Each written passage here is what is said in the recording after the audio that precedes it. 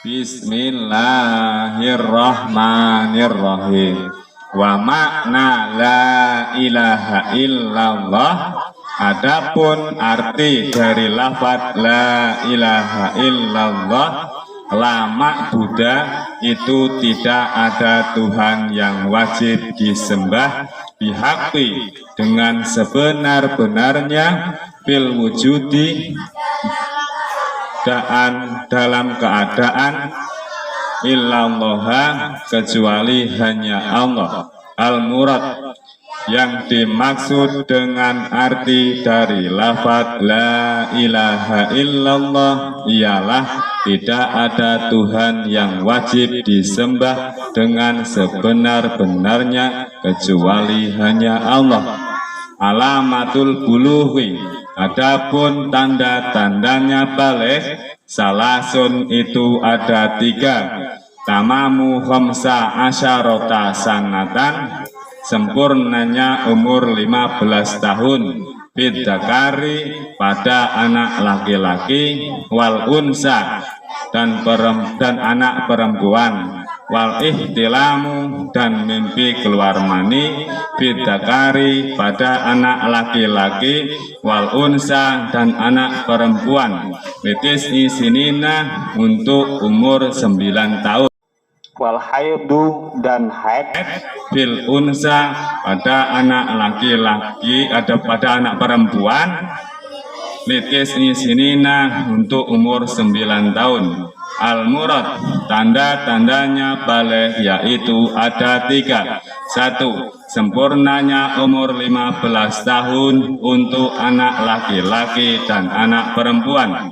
2. Mimpi keluar mani untuk anak laki-laki dan perempuan ketika umur 9 tahun. 3. Haid untuk anak perempuan ketika umur 9 tahun.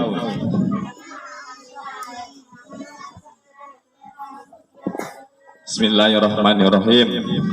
Wa makna la ilaha illallah, adapun arti dari lafaz la ilaha illallah, maksudnya yaitu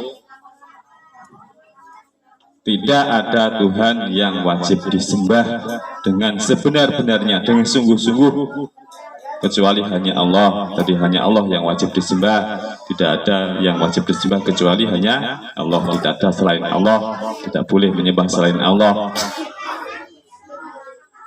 Jadi tidak ada namanya Tuhan anak, Tuhan bapak, itu enggak ada. Ya hanya Allah itu. Alamatul buluhi, tanda-tandanya balik itu ada 3. Tanda-tandanya balik itu mulai dewasa. Jadi kalau sudah balik itu sudah wajib sholat. Kalau enggak sholat sudah ditulis dosa. Jadi kalau sudah mulai balik itu sudah wajib sholat, dosanya sudah kamu tanggung sendiri. Ya, kalau sebelum balik itu sholat bagus, nggak sholat nggak dicatat. Itu, tapi kalau sudah balik sudah wajib sholat.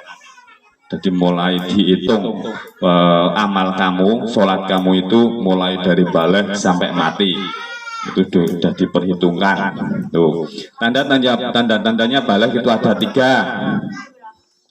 1. Sempurnanya umur 15 tahun untuk laki-laki dan perempuan. Umur 15 tahun, nanti diulangi lagi. Umur 15 tahun laki-laki dan perempuan. Terus nomor 2, mimpi keluar mani untuk anak laki-laki dan perempuan ketika umur lewat 9 tahun.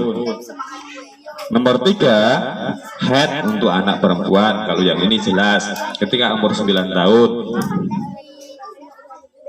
Yang ini dulu, haid ketika anak perempuan umur 9 tahun. Kalau kurang dari 9 tahun kok keluar darah haid, berarti bukan darah haid, berarti karena penyakit. Yang dikatakan haid itu setelah umur 9 tahun. Yang dikatakan darah haid itu setelah umur 9 tahun. Sebelum umur 9 tahun bukan. Tuh. Nah, yang ini di garis dulu. Terus mimpi keluar mani untuk anak laki-laki dan perempuan walaupun belum berumur 15 tahun, tapi setelah umur 9 tahun ya, setelah umur 9 tahun itu, ketika umur 9 tahun mimpi keluar mani walaupun berumur 15 tahun sudah dikatakan balik. Dan balik itu laki-laki dan perempuan sudah membatalkan kalau sudah balik. Tuh, orang yang sudah head itu kalau nyenggol sama laki-laki sudah batal. Laki-laki yang bukan muhrimnya sudah batal. Sempurnanya umur 15 tahun. Kalau belum head sudah umur 15 tahun berarti sudah balik. Walaupun belum head, kan ada yang headnya itu sampai lewat 15 tahun ada. Ada yang sampai umur 15 tahun juga belum pernah mimpi keluar mani juga ada. Tapi kalau udah berumur 15 tahun laki dan perempuan itu udah balik, laki-laki dan perempuan sudah balik ya, kalau udah umur lewat 15 tahun. Udah? Ada yang bertanya? Kita ulangi. 1. Umur 15 tahun walaupun belum head, kalau sudah berumur 15 tahun sudah balik. 2. Nomor 2, mimpi keluar mani walaupun belum 15 tahun tapi sudah mimpi keluar mani berarti sudah balik. Nomor 3, head walaupun belum berumur 15 tahun, baru 10 tahun sudah head berarti sudah balik. Yang penting lewat dari 9 tahun itu. Bismillahirrahmanirrahim. Surutul istinja'i bil hajari. Adapun beberapa syaratnya bersuci dengan batu. Samaniyatun itu ada 8. Ayakuna hendaknya ada apa istinja bisalah sati ahjarin itu dengan 3 batu. Wa ayan kiyah dan hendaknya bersih al-mahalu apa tempatnya, wa ala yajifah dan hendaknya tidak kering, an-najsu apa najis, walayan takila dan tidak pindah apa najis, walayat ro'a dan tidak kedatangan alaihi atas najis, akharu apa najis yang lain, wala yujawiza dan tidak melampaui apa najis, sobhatahu pada pantatnya orang, wahasyafatahu dan kemaluannya orang tersebut, wala yusibuhu dan tidak mengenai apa najis, maun apa air. Naik dan tidak mengenai pada najis maun apa air, wa antakuna dan tidak dan hendaknya ada al-ahjaru apa beberapa batu, tohirotan itu suci, al-murad syaratnya bersuci dengan batu yaitu ada 8. 1. Harus dengan batu. 3. 2. Tempatnya harus bersih. 3. Najisnya harus tidak kering. Najisnya harus tidak pindah. 5. Tidak kedatangan najis lain. 6. Najisnya tidak melewati pantatnya atau kemaluannya. 7. Najisnya tidak terkena air. 8. Batunya harus suci.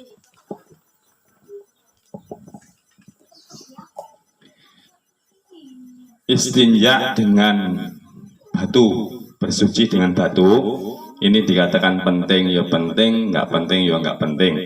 Maksudnya penting untuk ngaji, penting perlu tahu, tapi jarang dilakukan. Jarang dilakukan karena cebok dengan 3 batu. Itu kalau nggak ada air boleh dengan 3 batu. Tapi ketika ada air, ketika kita wudhu ada air, ya harus dicebokin lagi. Gitu. Jadi ini ada hubungannya dengan siksa kubur. Orang itu banyak mendapatkan siksa kubur karena sering cebok, pipis atau tidak cebok. Itu.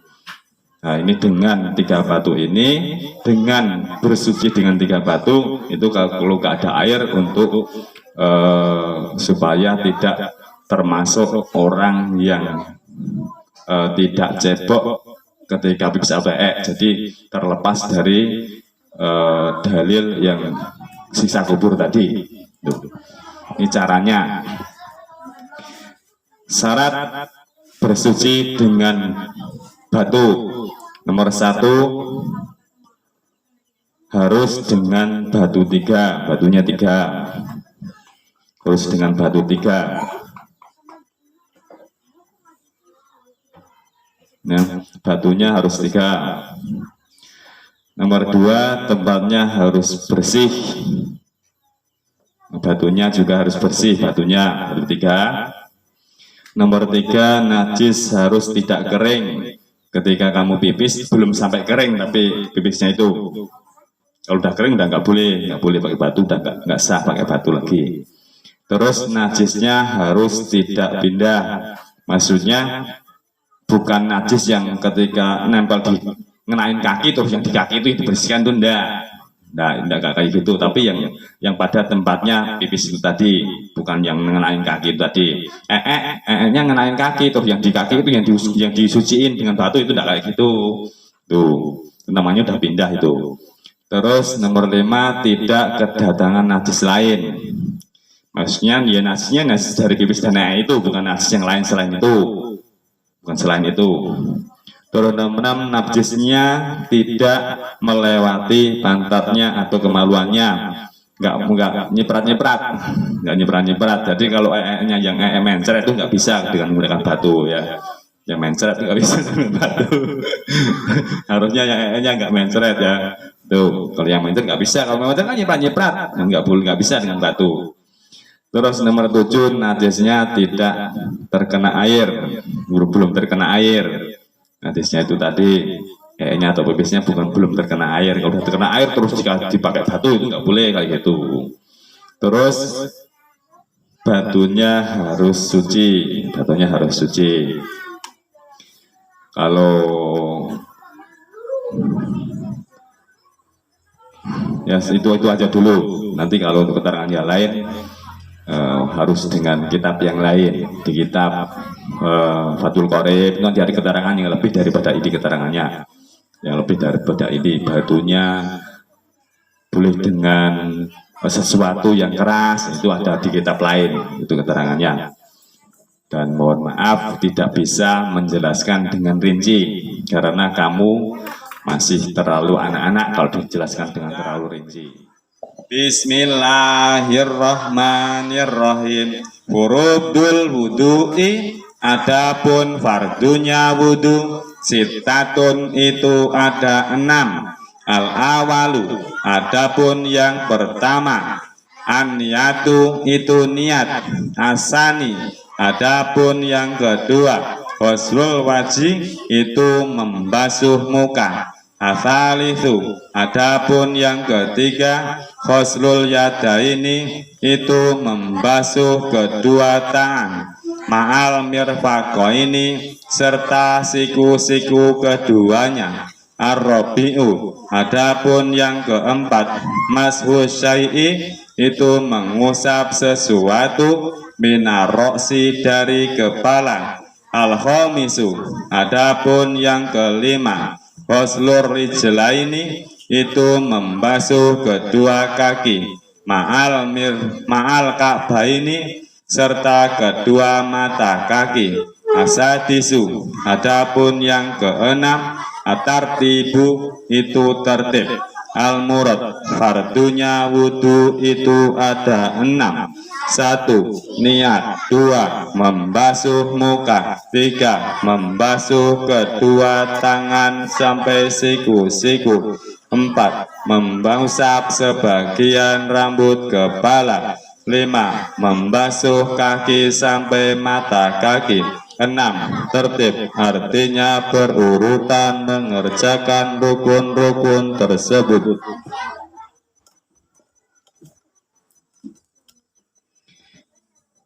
Fardunya wudhu. Fardu itu sama dengan rukun. Kalau di yang diapalin kemarin kan rukun wudhu sama. Fardunya wudhu, rukun wudhu sama. Fardunya wudhu ada 6. 1. Niat. An-niyatu fil qalbi ma'a ghuslu awali minal wajhi. Niat di dalam hati bareng ketika membasuh muka yang pertama. Jadi niat, aku niat wudhu untuk menghilangkan hadas kecil fardu karena Allah Ta'ala, atau nawaitul wudhu alirafil hadasil asghari fardu lillahi Ta'ala, itu ketika membasuh muka yang pertama. Jadi ketika basuh muka, dalam hati kita sambil niat nawaitul wudhu itu tadi. Yang kedua, membasuh muka. Basuh muka termasuk rukun wudhu, fardunya wudhu, nggak boleh ditinggalin. Yang ketiga, membasuh kedua tangan sampai siku-siku. Kedua tangan sampai siku-sikunya, sampai di atasnya gitu. Sampai sini, jangan cuma di sini toh. Kedua tangan sampai siku-siku, nah, sampai sini, sampai ke atasnya sini, biar sempurna. Terus yang keempat, mengusap sebagian rambut kepala. Rambut kepala, wahab dulu, nengkene. Ya di sini juga boleh. Paman ibu, paman ini kalau khawatir rambut yang sini udah bagus kan, udah disisirin bagus ini. Khawatir sini rusak rambutnya, terus di sini aja juga boleh. Boleh gitu boleh. Tapi nggak boleh ya rambutnya panjang sampai sini terus sampai sini nggak boleh. Batasnya batas sini aja, batas sini. Yang panjang nggak boleh, yang panjangnya itu yang diusapin gini nggak boleh. Batas sini. Tuh sebagian rambut kepala diusapin. Sunahnya diusap semuanya. Ya, diusap keseluruhannya itu sunahnya. Terus nomor 5, membasuh kaki sampai mata kaki. Basuh kaki sampai mata kaki. Sampai poloke Jawa ini polok ini sampai sini, atasnya sini tuh. Terus tertib, harus berurutan, nggak boleh diseling-seling toko-toko. Basuh kepala dulu terus muka, itu nggak boleh, harus diurutkan. Harus berurutan, nggak boleh diwalak-walik, nggak boleh, harus berurutan. Tertib artinya berurutan, mengerjakan rukun-rukunnya, nggak boleh diwalak-walik. Ada pertanyaan? Bismillahirrahmanirrahim. Sunnahnya wudhu yaitu ada 12. 1. Membaca Bismillahirrahmanirrahim. 2. Siwakan atau gosok gigi. 3. Membasuh kedua telapak tangan. 4. Berkumur-kumur. 5. Membasuh hidung. 6. Mengusap seluruh kepala. 7. Membasuh kedua telinga. 8. Mendahulukan yang kanan. 9. Bertubi-tubi. 10. Menggosok anggota wudhu. 11. Meniga-kalikan dalam membasuh. 12. Membaca doa sesudah wudhu.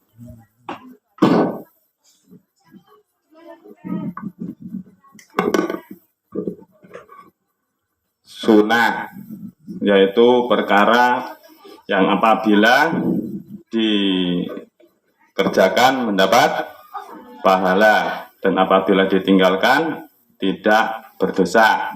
Tapi sunnah akan membuat kesempurnaan sesuatu tersebut.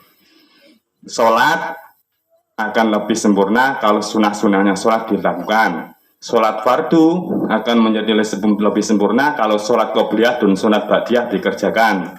Wudhu juga begitu, akan menjadi lebih sempurna ketika sunah-sunahnya wudhu dikerjakan. Bukan berarti tidak dikerjakan tidak apa-apa terus ditinggalkan, itu juga tidak boleh, nanti nggak menyempurnakan wudhunya.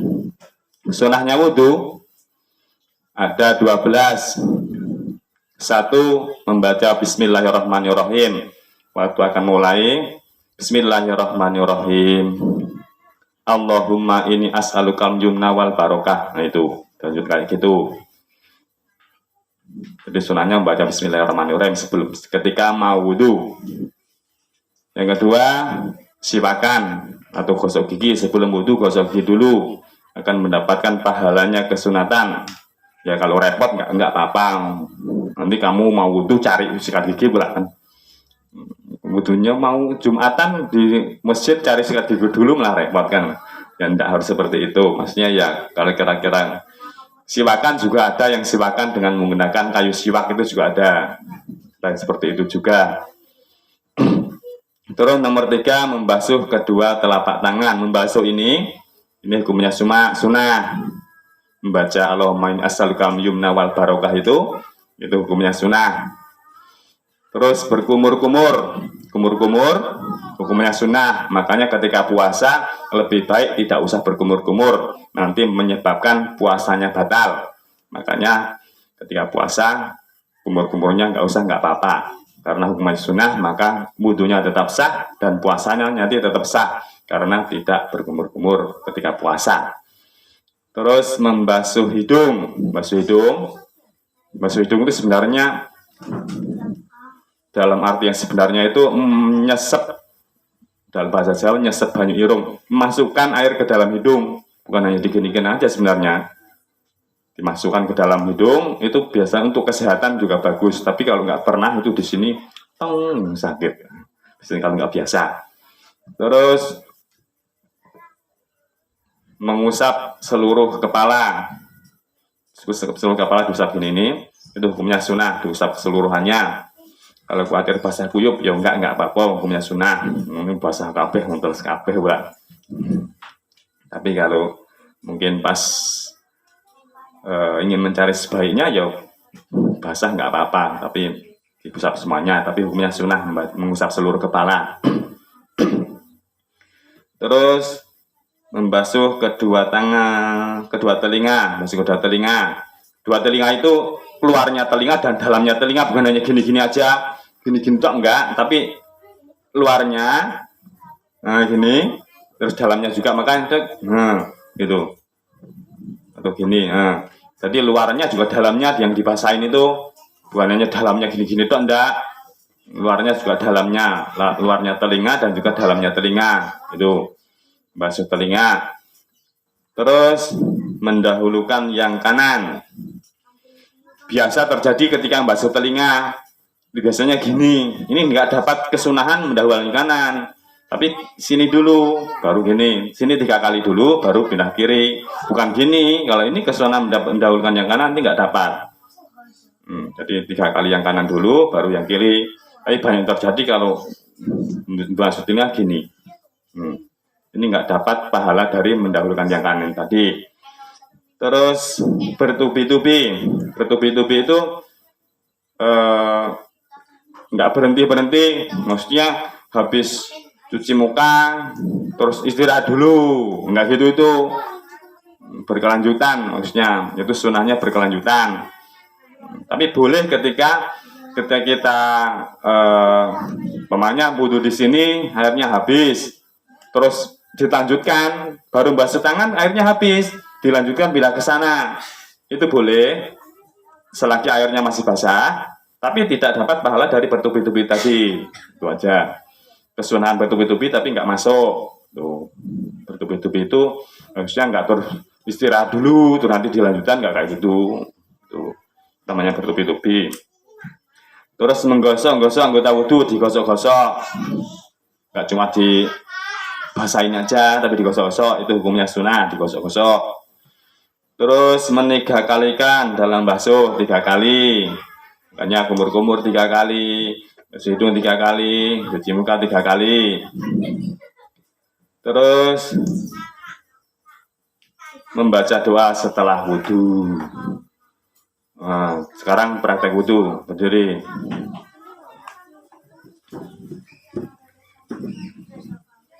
Ayo, Bismillahirrahmanirrahim. Allahumma inni as'alukal yumna wal barokah wa a'udzu bika minas su'mi wal halakah. Allahumma a'inni ala tilawati kitabika wa kasrati zikri laka. Allahumma awjidni raihatal jannati wa anta raddin anni. Nawaitul wudu'a li rafa'il hadasil asghari fardhu lillahi ta'ala. Allahumma bayyid wajhi yauma tabyaddu wujuhu wa taswaddul wujuh. Tak jelasin benar. Niat wudu di dalam hati ketika membasuh muka yang pertama. Maka ketika membasuh muka itu kalau dilafadzkan tadi itu hukumnya sunnah, tapi niatnya di dalam hati. Makanya ketika membasuh muka yang pertama, sebelum niatnya selesai jangan dilepas dulu. Nawaitul wudu al-rafil di dalam hati. Kalau belum selesai, niat di dalam hati itu belum selesai, jangan dilepas dulu. Masih beginikan dulu. Baru yang kedua dan yang ketiga. Itu niatnya di dalam hati. Terus Allahumma a'tini kitabi biyamini wa hasibni hisaban yasira. Allahumma inni a'udzu bika an tu'tiyani kitabi bisimali aw min wara'i dhahri. Allahumma harim sa'ri wa basari 'alan nar. Allahumma yastami'unal qawla fayattabi'una ahsana. Allahumma sabbis qadami ala sirat. Ashhadu an la ilaha illallah wahdahu la syarika lah wa asyhadu anna Muhammadan abduhu wa rasuluh. Allahumma ja'alni minat tawwabin waj'alni minal mutatahhirin waj'alni min ibadikas sholihin walhamdulillahi rabbil alamin.